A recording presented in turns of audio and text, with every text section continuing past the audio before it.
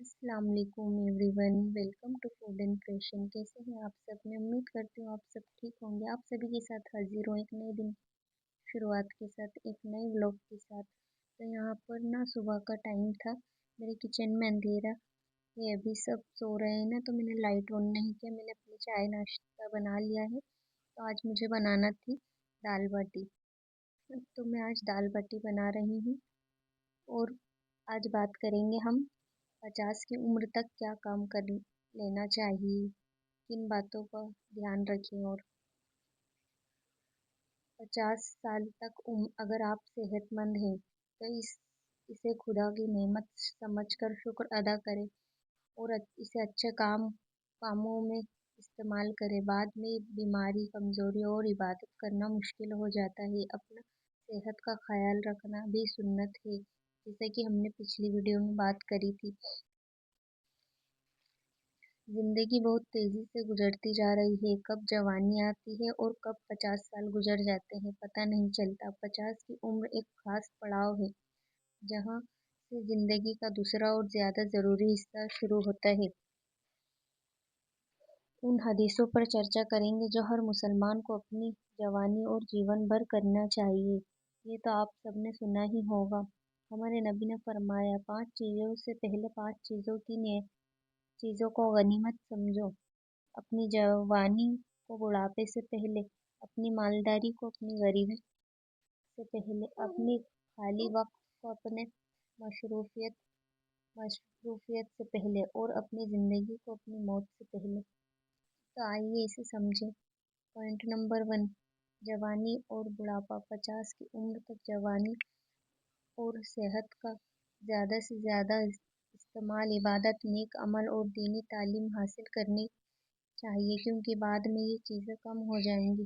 Point number 2, माल और वक्त का हिसाब। एक और हदीस में बताया गया है कि क़यामत के दिन हर इंसान से उनके माल और उनके वक्त के बारे में पूछा जाएगा, क्योंकि कल क़यामत के दिन बंदों के कदम अपनी जगह से नहीं हटेंगे जब तक कि उनसे 4 चीज़ों के बारे में न पूछ लिया जाए।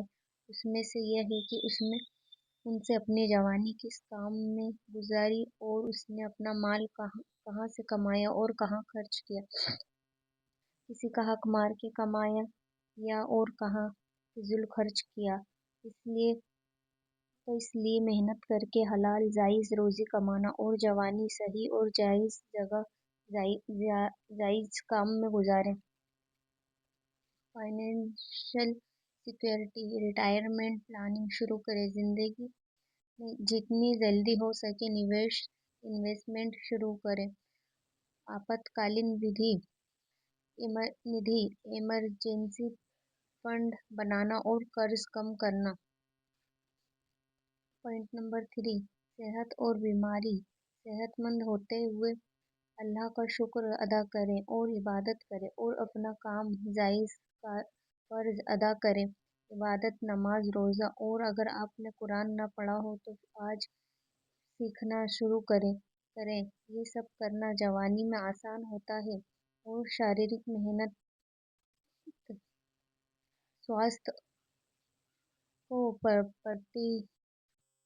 स्वास्थ्य को प्राथमिकता। नियमित स्वास्थ्य जांच और सक्रिय जीवन शैली, संतुलित आहार, नियमित व्यायाम और बुरी आदतों जैसे धूम्रपान को छोड़ना। 50 के बाद स्वास्थ्य ही सबसे बड़ी पूंजी है। चौथा, अपनी मसरूफियत से पहले अपना खालीपन। जब आपके पास खाली समय हो तो उसे बेकार न जाने दें, बल्कि उसका सही इस्तेमाल इबादत और अच्छे काम और अपने रिश्तों को दें। टाइम, जो दूर हो, जो पास हो, आपके भाई बहन, माँ बाप, इससे पहले कि आप मशरूफ हो अपने रिश्तों को टाइम दें। रिश्ते सुधारें, परिवार और दोस्तों के साथ भरपूर समय बिताएं। काम की भागदौड़ में रिश्तों को नज़रअंदाज न करें, ये रिश्ते बुढ़ापे में भावनात्मक सहारा देते हैं।